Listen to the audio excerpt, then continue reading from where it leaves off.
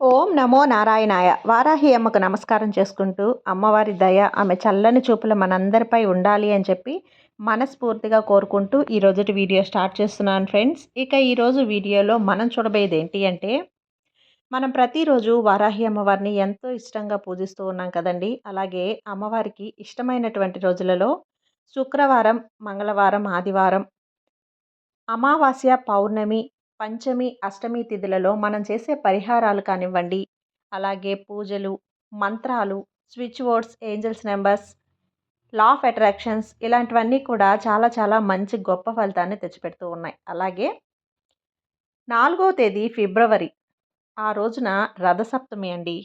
ఈ రథసప్తమి సూర్యగ్రహణంతో సమానం. కాబట్టి సూర్యుడు పుట్టినటి రోజు కాబట్టి ఈ రథసప్తమి రోజు మీరు ఏం చేసినా చేయకపోయినా సరే, ఇప్పుడు చెప్పబోయే ఈ ఆకులను తెచ్చుకొని మీ ఇంటి గుమ్మానికి కడితే కనుక గంటలో అపార ఐశ్వర్యయోగం సిద్ధిస్తుంది. మీ ఇంటికి ఉన్న అన్ని రకాల దరిద్రాలు కూడా పోతాయండి. సూర్య భగవానుడి ఆశీస్సులు మీ ఇంట్లో వారందరికీ కూడా నేరుగా అందుతాయి. ఈరోజు ఎవరైతే ఈ చెట్టు ఆకులను ఇంటి గుమ్మానికి కట్టుకుంటారో అలాంటి ఇంటికి ఎన్నో రకాల శుభ ఫలితాలు కలుగుతాయి. అలాగే ఇంట్లో ఉన్నటువంటి నరదిష్టి, నరపీడ, ఇంకా ఆ ఇంటికి ఎటువంటి దిష్టి దోషం కూడా తగలదు. ఆ ఇంట్లో వారికి ఎలాంటి దోషాలున్నా సరే అవన్నీ కూడా పోయి సకల ఐశ్వర్యాలు సిద్ధిస్తాయి. మరి ఎంతో పవిత్రమైనటువంటి ఈ రథసప్తమి రోజు గుమ్మానికి ఏ ఆకులు కట్టుకుంటే ఐశ్వర్యం సిద్ధిస్తుందో ఇప్పుడు మనం వీడియోలో పూర్తిగా తెలుసుకుందాం. వీడియో ముందుగా కొత్తగా ఛానల్లో ఎవరైనా చూస్తూ ఉన్నట్లయితే ప్లీజ్ సబ్స్క్రైబ్ చేసుకోండి ఫ్రెండ్స్. అలాగే కొంచెం సపోర్ట్ చేయండి. ఇక వీడియో నచ్చితే కనుక లైక్ చేయండి, అలాగే కామెంట్ చేయండి. ఇక ప్రతి సంవత్సరం కూడా మార్గశుద్ధ సప్తమి నాడు రథసప్తమిగా మనందరం కూడా జరుపుకుంటాం. మన కంటికి కనిపించే ప్రత్యక్ష దైవమైన ఎవరైనా ఉన్నారు అంటే అది తొలి స్థానం వచ్చేసి మనం సూర్య భగవానుడికే ఇస్తాం. అందుకే ఆయన్ను మనం ప్రత్యక్ష నారాయణుడు అని కూడా సంబోధిస్తాం. మన పంచాంగం ప్రకారం మాఘమాసంలోనే శుద్ధ సప్తమి నాడు 1000 కిరణాలు గల సూర్య భగవానుడు మనకు జన్మించాడని, ఆ రోజునే సూర్యుడు పుట్టినరోజుగా ఆ తిథిగా భావిస్తాం. అందుకే ఆ రోజున రథసప్తమిగా మనందరం కూడా జరుపుకుంటున్నాం. దాన్ని ఒక పండగలాగా చాలా పవిత్రంగా జరుపుకుంటాం. సకల జీవకోటి రాశులందరికీ కూడా వెలుగుని ప్రసాదించే సూర్యుడు ప్రధానంగా తన దిశని, నిర్దేశాన్ని మార్చుకునే రోజు కూడా ఈ రోజునే. రథసప్తమి రోజు బంగారంను కానీ, వెండిని కానీ, రాగిని కానీ దానం చేస్తే గనక ఆ రోజు ఉపవాసం ఉండి సూర్య సంబంధితమైన రథోత్సవాది కార్యక్రమాలను మనం ఫోన్లో కానీ, టీవీలో కానీ చూస్తూ కాలక్షేపం చేస్తే గనక చాలా పుణ్యప్రదం. రథసప్తమి వ్రతం చేయటం వలన సూర్య భగవానుడి అనుగ్రహం కూడా పొందవచ్చు. అలా సూర్య భగవానుడి అనుగ్రహం పొందిన వాళ్ళకి ఆయురారోగ్యాలు, సకల సంపదలు చేకూరుతాయి. రథసప్తమి నుండి సూర్యుని తాపం పెరగటం వల్ల వాతావరణంలో అనేక మార్పులు సంభవిస్తాయి. అందువల్ల వాతావరణంలో వచ్చే మార్పులను మనం శరీరం తట్టుకోవటానికి ఆ రోజు అంటే రథసప్తమి రోజున 7 జిల్లేడు ఆకులతో స్నానం చేయాలని మన పెద్దలందరూ కూడా చెప్తూ ఉంటారు. ఈ విధంగా చేయటం వలన జిల్లేడు ఆకుల్లో ఉండే ఔషధ గుణాలు మన శరీరానికి తాకి ఎటువంటి చర్మ వ్యాధులు కానీ, అనారోగ్యం రాకుండా ఉంటాయని మన పూర్వీకులందరూ చెప్తున్న విషయం ఇది.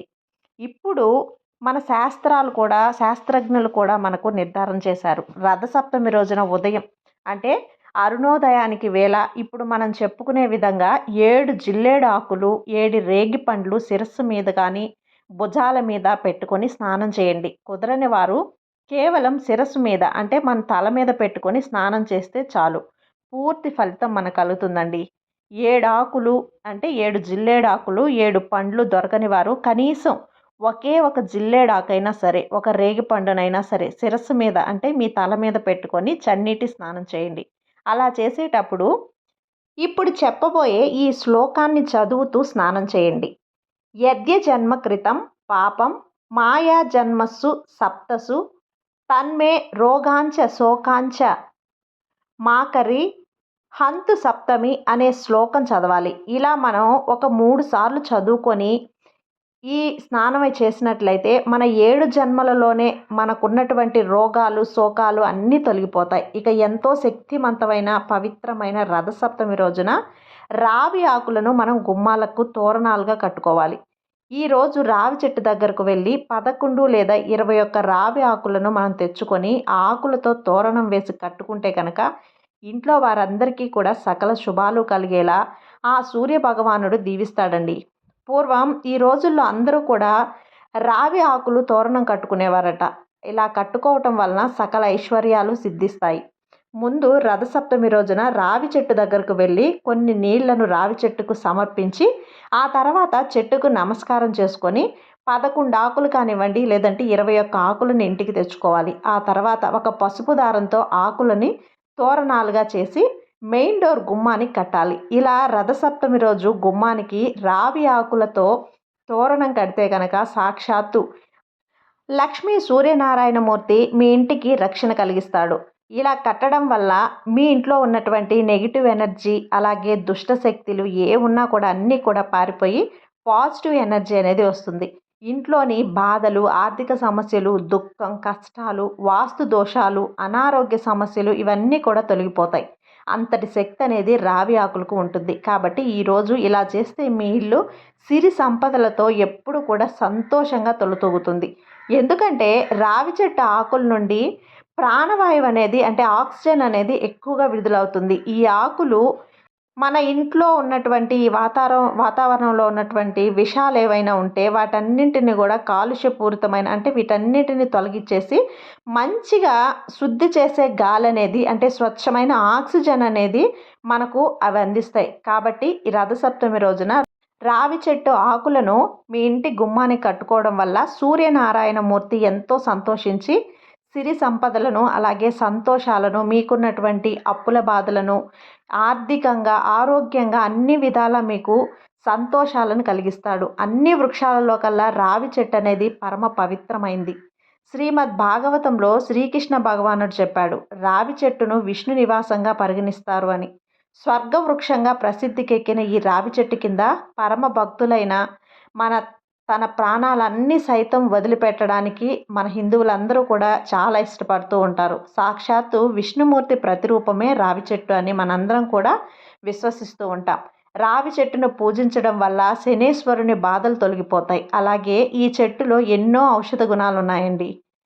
చెట్టు యొక్క బెరడు ఆకులు ఎన్నో వ్యాధులకు నివారణగా ఉపయోగపడుతూ ఉంటాయి. కాబట్టి ఆయుర్వేద నిపుణులందరూ కూడా ఈ రావి చెట్టును పూజించమని హిందూ మతంలో చాలా చాలా ముఖ్యమైన ఒక ఆచారంగా మనం దాదాపుగా ప్రతి దేవాలయాల్లో కూడా రావి చెట్టు అనేది ఉంటుంది. రావి చెట్టును భగవత్ స్వరూపంగా మనందరం కూడా భావిస్తాం. కాబట్టి అందరూ కూడా రథసప్తమి రోజున ఈ రావి ఆకులను తెచ్చి గుమ్మానికి కడితే కనుక శుభ ఫలితాలను పొంది సంతోషంగా ఉంటాం.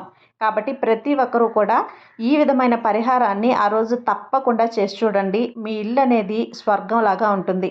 ప్రతి ఒక్కరూ కూడా ఇది ట్రై చేసి చూడండి. మంచి మంచి గొప్ప ఫలితాన్ని మీరు పొందుతారు. అది ఫ్రెండ్స్ ఈరోజు వీడియో. ఈ వీడియో మీకు నచ్చినట్లయితే లైక్ చేయండి, అలాగే సబ్స్క్రైబ్ చేయండి. మరో మంచి వీడియోతో మళ్ళీ మేము ముందుకు వస్తాను. జై వారాహి మాత.